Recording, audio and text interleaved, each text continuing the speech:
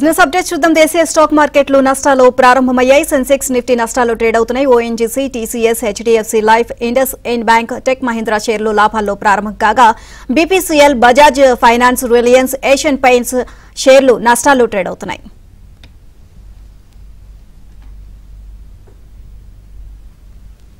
ఈ రోజు మార్కెట్స్ పై వారి విశ్లేషణ తెలియజేసేందుకు బిజినెస్ అనలిస్టులు రాజేంద్ర గారు అలాగే ప్రసాద్ గారు లైవ్ లో సిద్ధంగా ఉన్నారు. Good morning sir. Good morning అండి. సార్, రాజేంద్ర గారు మీరు చెప్పండి, మిడిల్ ఈస్ట్ లో వచ్చిన యుద్ధం మూలంగా స్టాక్ మార్కెట్లు భారీ కుదుపులకు లోనవుతున్నాయి. సో ఈ సమయంలో షార్ట్ టర్మ్ కోసం నిఫ్టీలో కానీ అలాగే బ్యాంక్ నిఫ్టీలో కానీ ఎటువంటి పొజిషన్స్ తీసుకుంటే మంచిది అని మీరు అనుకుంటున్నారు? బేసికలీ మార్కెట్ ఎక్స్టర్నల్ ఈవెంట్స్ మీద బిహేవ్ చేస్తామండి. సో లాస్ట్ 3-4 టైమ్స్ కూడా మనకి ఏవైతే ఈవెంట్స్ అయ్యాయో ఆ ఈవెంట్స్ అన్ని కూడా సర్పాస్ అయ్యి మళ్ళా విన్నింగ్ స్ట్రీక్ లోనే రావటం చూసాం మనం. సో ఈ నేపథ్యంలో ప్రాబ్లీ బై ఆన్ డిప్స్ గానే చెప్పొచ్చు ఇక్కడ. దో మనకి టెక్నికల్లీ చూస్తే కనుక below 20 day moving average trade అవుతున్నప్పటికీ అండ్ ఎక్స్టర్నల్ ఈవెంట్స్ ఉన్నాయి కాబట్టి స్వింగ్ లో ఏదైతే ఉందో 24,753. సో 3 వీక్స్ లో అదే అనమాట. అంటే ఇక్కడ నుంచి ఒక 250 పాయింట్స్ ఆర్ 300 పాయింట్స్ కింద గ్రేట్ సపోర్ట్ ఉంటుంది కాబట్టి అండ్ బాటమ్ లో కొనలేం కాబట్టి బై డిప్స్ గానే మనం చెప్పుకోవచ్చు. సో ఈవెంట్ అన్ని కూడా మనకి అయిపోయింది అనుకుంటే కనుక మేబీ మళ్ళా ఒక రిలీఫ్ ర్యాలీ కూడా అంతే ఫాస్ట్ గా వచ్చే ఛాన్సెస్ మనకు అనిపిస్తుంది. అండ్ ఇది ఓన్లీ గల్ఫ్ టెన్షన్స్ కోసమే కాదండి. బేసికలీ మన మార్కెట్ పడేది ఏంటంటే కనుక చైనా ఇష్యూస్ కూడా there is lot of things. So చైనాలో అనూహ్యంగా మార్కెట్స్ పెరగడంతో ఎక్స్చేంజ్ ట్రేడింగ్ ఫండ్స్ ఏవైతే గ్లోబలీ ఉంటాయో అది కూడా షిఫ్ట్ అవటం చూస్తున్నాం. ఈ నేపథ్యంలో మన దగ్గర కూడా 27 సెప్టెంబర్ నుంచి నిన్నటి వరకు మనం చూసుకుంటే కనుక ఎఫ్ఐఎస్ క్లోజ్ టు ఒక 30,000 to 40,000 crores కూడా అమ్మటం జరిగింది. సో దాని ఇంపాక్ట్ కూడా మార్కెట్ లో చాలా ఉంది. అండ్ ప్రాబ్లీ ఐ థింక్ మనకి కంఫర్ట్ జోన్ అనేది 25,521 పైనే వస్తుంది. సో షార్ట్ టర్మ్ ట్రేడర్స్ ఎవరైతే ఉంటారో they should try to buy at those levels. Otherwise probably I think ఎవరైతే కొద్దిగా రిస్క్ తీసుకుంటారో ఒక 200 పాయింట్స్ ఇంకా కిందకు వస్తుంది అనుకుని they should buy on dips అని చెప్పుకోవచ్చు. బట్ బ్యాంక్ నిఫ్టీ విషయానికి వస్తే కనుక డెఫినెట్లీ ఇక్కడ ఫస్ట్ ప్రైస్ పాయింట్ గానే చూస్ చేసుకోవాలి 51,800 ఏదైతే ఉందో. ఎందుకంటే ఇది 3 వీక్స్ లో ఏదైతే ఉందో అక్కడ ట్రేడ్ అవుట్ అని చూస్తున్నాం. ఆఫ్ కోర్స్ ఒకవేళ మార్కెట్ ఇంకా పడింది అంటే కనుక ఇంకొక 1000 పాయింట్స్ ఈజీగా పడే ఛాన్సెస్ ఉంటుంది. సో మనం చూసింది ఏంటి బ్యాంక్ నిఫ్టీ అండ్ నిఫ్టీలో అంటే కనుక నిఫ్టీ 1400 పాయింట్స్ ఏదైతే పెరిగిందో ఆల్మోస్ట్ 80% గివ్అప్ చేయటం చూసాం మనం. అండ్ బ్యాంక్ నిఫ్టీ కూడా 65% దాకా గివ్అప్ చేయటం చూసాం ఏదైతే 4000 పాయింట్స్ పెరిగిందో. సో ఈ నేపథ్యంలో ఎక్స్టర్నల్ ఈవెంట్ ఉంది కాబట్టి బయింగ్ ఆపర్చునిటీ అని అంటాను నేను. ఎందుకంటే మీడియం టు లాంగ్ టర్మ్ ఎవరైతే కొంటారో that is a very great opportunity వాళ్ళ కోసం అని చెప్పొచ్చు. ఓన్లీ షార్ట్ టర్మ్ ట్రేడర్స్ ఎవరైతే ఉంటారో ప్రాబ్లీ ఐ థింక్ మొన్నటి స్వింగ్ లో ఏదైతే ఉందో దాని కింద స్టాప్ లాస్ కూడా కంపల్సరీ పెట్టుకోవాలి. పర్ నిఫ్టీ ఇట్ ఈస్ 24,750 కింద అండ్ బ్యాంక్ నిఫ్టీ చూస్తే కనుక 50,300 కింద స్టాప్ లాస్ పెట్టుకోవాలి. రైట్ ప్రసాద్ గారు, ఫండమెంటల్స్ లో ఏం చేంజెస్ రాకుండానే మార్కెట్ లో వచ్చిన ఈ కుదుపుల వల్ల ఇన్వెస్టర్ల సైకాలజీ అయితే దెబ్బతింటుంది. సో ఈ సమయంలో ఇన్వెస్టర్లు అనుసరించాల్సిన అసలు వ్యూహం ఏంటంటారు? ఏ సెక్టర్ లో గనక వారి ఇన్వెస్ట్మెంట్స్ ఉంటే నష్టాలు తక్కువగా ఉండే అవకాశం ఉంది అంటారు? మార్కెట్ లో ఇప్పుడు కూడా కుదుపులకు వచ్చే కారణాలు కనుక ఇండియాలో సెంటర్ అయినటువంటి కారణాలు అయితే భయపడాలి. అంటే ఫర్ ఎగ్జాంపుల్ పొలిటికల్ అన్రెస్ట్ లేకపోతే లార్జ్ లెవెల్లో రెవల్యూషన్ లేదా తిరుగుబాటు వస్తేనో భయపడదు. కానీ అక్కడెక్కడో ఇజ్రాయెల్లోనో ఇరాన్లోనో ఒక యుద్ధం వచ్చినంత మాత్రాన అది ఇండియాను కూడా అతలాకుతలం చేస్తాను భయపడటం అంత మంచి పద్ధతి కాదు, అనవసరం కూడా. ఎందుకంటే ప్రస్తుతం ఆర్థికంగా పురోగతి చెందుతున్నటువంటి ప్రపంచంలో అన్ని దేశాలు ఒకదానితో ఒకటి మిళితమైపోయాయి కాబట్టి ఒక దేశంలో వచ్చిన కష్టం రెండో రాష్ట్రంలో కొద్దిగా రిఫ్లెక్షన్ వస్తుంది. ఎంత రిఫ్లెక్షన్ రావాలనేది మన విజ్ఞత మీద ఆధారపడి ఉంటుంది. కాబట్టి భయపడాల్సింది ఎప్పుడు ఆ క్రూడ్ ఆయిల్ కి సంబంధించిన ఇండస్ట్రీస్ ఏదైనా ఉంటే భయపడాలి. కానీ మనం రోజు తినే తిండి, వెళ్ళే స్కూలు, చేయించుకునే వైద్యం, అలాగే మనం చేసేటువంటి చిన్న చిన్న వ్యాపారాలు ఇవేవి కూడా ఇంపాక్ట్ కావు ఈ వారి మూలంగా. అంటే కన్సంప్షన్ తగ్గదు, డిమాండ్ తగ్గదు, ప్రొడక్షన్ తగ్గదు, ప్రాఫిట్లు తగ్గవు. అందువల్ల భయపడవలసింది ఇండస్ట్రీస్ ఏంటో ఆలోచించగానే భయపడక్కర్లేని ఇండస్ట్రీస్ ఏంటి అంటే మనం గుర్తుంచుకోవాల్సింది, మనం కనుక బ్యాంకులో అప్పు తీసుకుంటే ఇరాన్ లో యుద్ధం వచ్చింది కదా నాకు వడ్డీ వేయొద్దు అంటే వాళ్ళు ఆపరం. అలాగే ఫైనాన్స్ కంపెనీ దగ్గర డబ్బులు తీసుకున్నా వాళ్ళు ఆపరం. అంటే బ్యాంకింగ్, ఫైనాన్స్ అలా చాలా సెక్టర్స్ ఏమవుతాయి అంటే ఎట్టి పరిస్థితుల్లో కూడా దీని మూలంగా ఇంపాక్ట్ కావు. అందుకని నేను అందరికీ ఏం చేస్తానంటే ఇప్పుడు కూడా అవన్నీ చెప్పే బదులుగా ఒకసారి ఇండస్ట్రీలో ఏది ఇంపాక్ట్ కావో చెప్పడానికి నా స్క్రీన్ షేర్ చేసి చూపిస్తున్నాను. ఇది నా అంచనా ప్రకారం మార్కెట్ లో వచ్చిన ప్రపంచంలో వచ్చినటువంటి ఈవెంట్స్ మూలంగా ఇంపాక్ట్ కాని ఇండస్ట్రీలు ప్రధానంగా మొట్టమొదటి టాప్ లో ఉందేంటి డిఫెన్స్ ఇండస్ట్రీస్. దీని గురించి ఒక్క నిమిషంలో చెప్పాలి. ఎందుకంటే డిఫెన్స్ ఇండస్ట్రీలో రిజల్ట్స్ వచ్చేటప్పటికి దాని యొక్క మార్కెట్ క్యాప్ చూస్తే 10,47,000 కోట్లు ఉంటాయి. అంటే నేను కావాలని ఇండస్ట్రీలోనే 25,000 కోట్ల కన్నా ఎక్కువనే తీసుకున్నాను. ఎప్పుడు కూడా వాలటైలిటీ ఉన్నప్పుడు కొద్దిగా లార్జ్ క్యాప్ తీసుకోవడం, అట్లీస్ట్ మిడ్ క్యాప్ లో కొద్దిగా రీజనబుల్ సైజ్ లో తీసుకోవడం బెటర్ అనమాట. అది రిజల్ట్స్ వచ్చిన తర్వాత 18% పడిపోయి ఇప్పుడు మనకు దాదాపుగా 48% స్కోప్ కనపడుతుంది. సో డిఫెన్స్ అనేది మన అందరికీ ఫేవరెట్. కానీ ఎక్కువ రేట్లో కొనుక్కున్న వాళ్ళు బాధపడుతుంటే వాళ్ళకి ఏం ఆన్సర్ లేదు. ఇప్పుడు కొనుక్కోవాల్సిన సమయం వచ్చింది. అలాగే ఇంకా ఇంపాక్ట్ కాదు ఏంటి, ఇన్సూరెన్స్. రైల్వేస్ కూడా మన గవర్నమెంట్ కి ఫేవరెట్. అది కూడా రిజల్ట్స్ వచ్చిన తర్వాత దాదాపుగా 13-14% కరెక్ట్ అయిపోయింది. అంటే ఇవన్నీ కూడా మీరు నోటీస్ చేయాల్సిన ఇప్పుడు అట్రాక్టివ్ గా కనపడుతున్నాయి.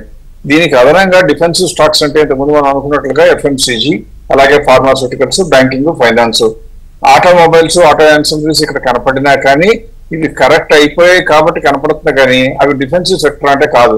సో నా ఉద్దేశం ప్రకారం ఇందులో కనపడిన వాటిలో ఆటోమొబైల్స్, ఆటో యాన్సరీస్ తప్ప మిగిలిన అన్ని ఇండస్ట్రీస్ కూడా ఇప్పుడు కొనుక్కోవడానికి అనువుగా ఉంటాయి. ఇందులో మంచి షేర్లు ఎన్నుకోవాలి. మంచి షేర్ కనుక ఎన్నుకుంటే ధైర్యంగా పక్కన కూర్చుని సరదాగా వాతావరణం చూసినట్టుగానో, సినిమాలు చూసినట్టుగానో యుద్ధం చేసి కూడా చూస్తూ ఉండొచ్చు. రైట్ రాజేంద్ర గారు, మిడిల్ ఈస్ట్ క్రైసిస్ పుణ్యమాని మనకి ఇప్పుడు క్రూడ్ ఆయిల్ ప్రైజెస్ విపరీతంగా పెరుగుతున్నట్లయితే వార్తలు వస్తున్నాయి. సో ఈ నేపథ్యంలో ఆయిల్ మార్కెటింగ్ కంపెనీలకు లాభాలు పెరిగే అవకాశం ఉంది అంటారా?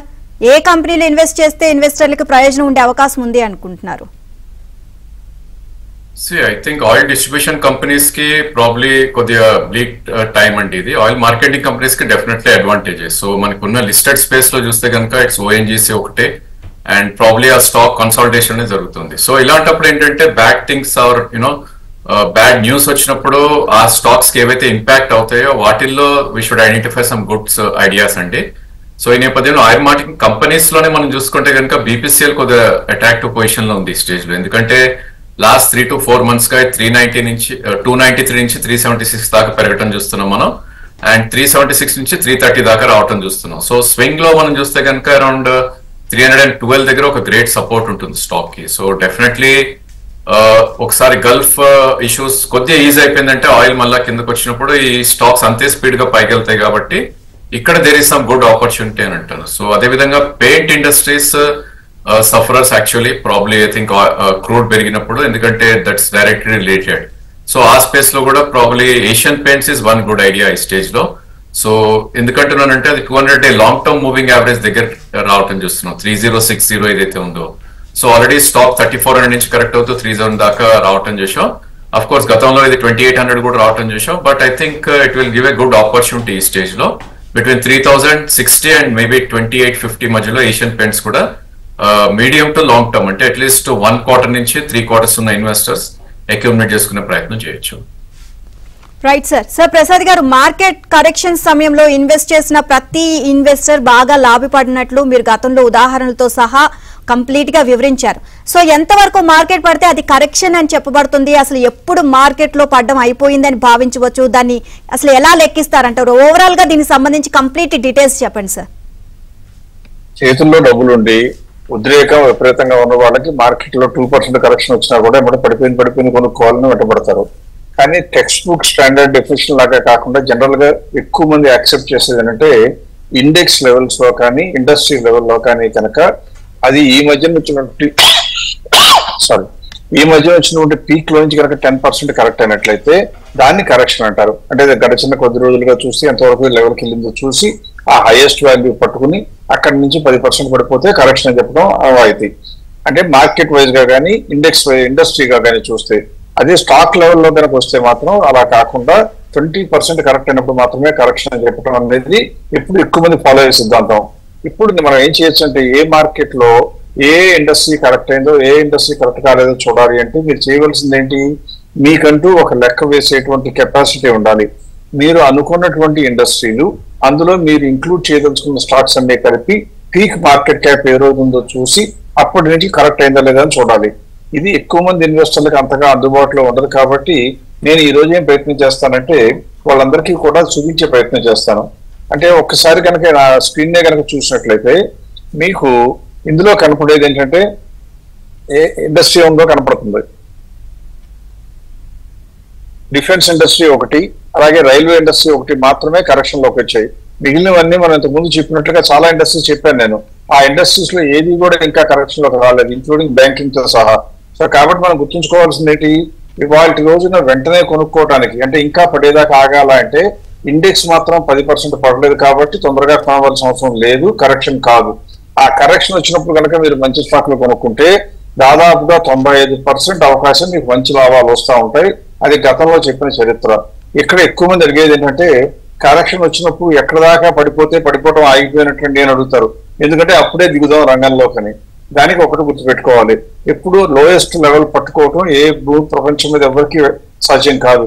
అందువల్ల మనం చేయవలసింది ఏంటి, మార్కెట్ ని పరిశీలిస్తూ పడిపోయినంత కాలం పడనిచ్చి ఆదుర్దా పడకుండా ఎప్పుడైతే మార్కెట్ పడటం ఆగి కొద్దిగా పెరుగుతుందో 1-2 రోజులు కనుక పెరగడం మొదలైతే కొద్దిగా మిస్ అయినా పర్వాలా 1-2 రోజులు కనుక నిలదొక్కుని పెరిగితే అప్పుడు కొనుక్కోవడం మంచిది.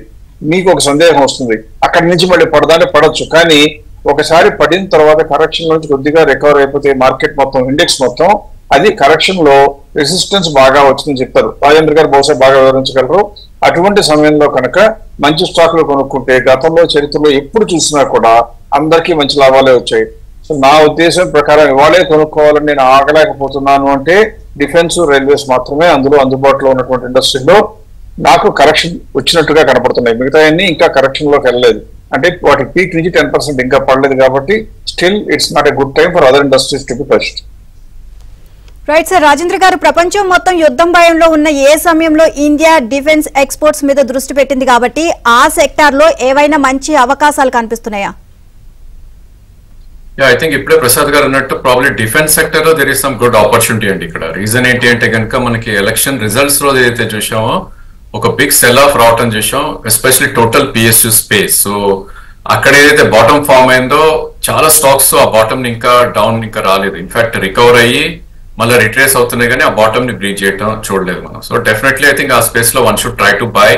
సో ఇక్కడ మనం హిందుస్థాన్ ఏరోనాటిక్స్ ఏదైతే మార్కెట్ లీడర్ ఉందో డిఫెన్స్ స్పేస్ లో అది we should try to buy on dips అని చెప్పొచ్చండి. ఎందుకంటే ఈ స్టాక్ మనకి 5582 ఏదైతే జూలైలో హై ఫామ్ అయిందో దాని తర్వాత ఎలక్షన్ రిజల్ట్స్ 3920 దాకా రావడం జరిగింది. అఫ్ కోర్స్ అప్పటి నుంచి కొద్దిగా అప్ సైడ్ వెళ్ళినప్పటికీ సెల్లింగ్ వస్తుంది కాబట్టి 3920లో ఒక గ్రేట్ సపోర్ట్ ఉంటుంది. And probably worst case 3500 or 3350 ఏదైతే 20-day మూవింగ్ యావరేజ్ ఉంటుందో మంత్లీ చార్ట్స్ లో అది గ్రేట్ సపోర్ట్ అనేది మనకు కనపడుతుంది. కాబట్టి రిస్క్ టు రివార్డ్ పరంగా కూడా చాలా అట్రాక్టివ్ గా ఉంది. So I think HAL is one idea. ఇక్కడ ప్రాబ్లీ 4058 అనేది ఇమ్మీడియట్ సపోర్ట్ ఉంటుంది. సో 4280 కరెంట్ మార్కెట్ ప్రైస్ ఉంది. ఇన్ఫాక్ట్ ఈ రోజు లో కూడా 4200 దాకా రావటం చూసాం. సో 4280 నుంచి 4050 వరకు హిందుస్థాన్ ఏరోనాటిక్స్ ఒకటి తీసుకోవచ్చు. అండ్ షిప్పింగ్ స్పేస్ లో మెజగాన్ డాగ్ ఒకటి చాలా అట్రాక్టివ్ గా ట్రేడ్ అవుతుంది. So probably I think June lows నుంచి కూడా రికవర్ అవుతూ ఒక న్యూ హై ఫామ్ అయి 5860 నుంచి ఇప్పుడు 4000 దగ్గర ట్రేడ్ అవుతున్న స్టాక్ అది. అఫ్ కోర్స్ సపోర్ట్ పాయింట్ కొద్ది దూరంలో ఉంది, 3480 దగ్గర సపోర్ట్ ఉంది, అంటే which is about 7 to 8% from current market price. So up side కూడా 15 to 20% ఉంది కాబట్టి ఈ స్టాక్ ని కూడా 50% ఈ ప్రైస్ లో కొనాలి, 4000 అరౌండ్. అండ్ 3500 3550 లో బ్యాలెన్స్ 50% కొంటే కనుక 1 year టైం ఫ్రేమ్ లో at least 15 to 20% kind of returns వచ్చే ఛాన్స్ ఈ రెండు స్టాక్స్ లో కూడా డిఫెన్స్ సెక్టర్ గా మనకు కనిపిస్తుంది. అండ్ ఫైనల్ గా ప్రసాద్ గారు మీరు చెప్పండి, లాస్ట్ వీక్ చెప్పినట్లుగా డిఫెన్స్ సెక్టర్ తీసుకొని అందులో ఇమిడి ఉన్న అవకాశాలు ఏంటో మన ఇన్వెస్టర్స్ కి తెలియజేయగలరా సార్?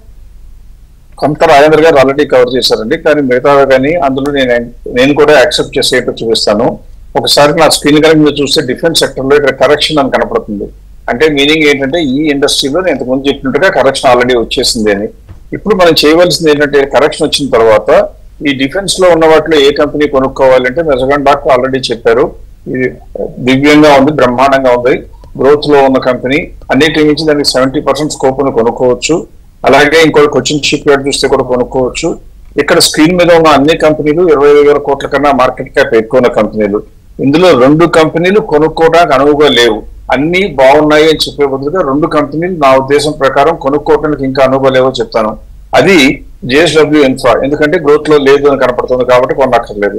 అలాగే జ్యోతి సిఎన్సీ ఆటోమోటివ్ కూడా గ్రోత్ లో లేదు కాబట్టి స్కోప్ ఎంతున్నా గ్యాప్ ఎంతున్నా పడినా కూడా ప్రస్తుతం లాంగ్ టర్మ్ లో ఫండమెంటల్ స్ట్రెంగ్త్ ఉన్న కంపెనీ కొనుక్కునే వాళ్ళకి మాత్రం కొనుక్కోవడానికి అనువుగా లేవు. ఇవి తప్ప మొత్తం Bharat Dynamics, Bharat Electronics, Bharat Forge, Cochin shipyard, Hindustan Aeronautics, Mazagon Dock and Solar Industries ఇవన్నీ కూడా కొనుక్కోవడానికి అనువుగా ఉన్నాయి. మీలో కొంతమందికి దీనికన్నా బయట డిఫెన్స్ సెక్టర్ లో స్టాక్స్ ఉంటాయి. అవి ఎందుకు లిస్ట్ లోకి రాలేదు అంటే కారణం 25,000 కోట్ల కన్నా 25,000 కోట్ల కన్నా మార్కెట్ క్యాప్ ఎక్కువ ఉన్నవే మనం అందుకోవడం మంచిది, మార్కెట్ కొద్దిగా వాలటాలిటీ ఉన్నప్పుడని అవి ఎలిమినేట్ చేయడం జరిగింది తప్పితే అవి తెలియక కాదు. సో ఈ వీటిల్లో కనుక కొనుక్కుంటే బహుశా డిఫెన్స్ సెక్టర్ లో మాత్రం లాభాలు వస్తాయి. కానీ గుర్తుంచుకోండి, మీ పోర్ట్ఫోలియోలో 20% కన్నా ఎక్కువ డిఫెన్స్ సెక్టర్ లో కాదు కదా, ఏ సెక్టర్ లోకి ఎప్పుడు వెళ్ళకూడదు. Right, thank you sir, thank you Prasad గారు, థ్యాంక్ యూ రాజేంద్ర గారు, మార్కెట్స్ పై మీ విశ్లేషణ తెలియజేస్తున్నందుకు.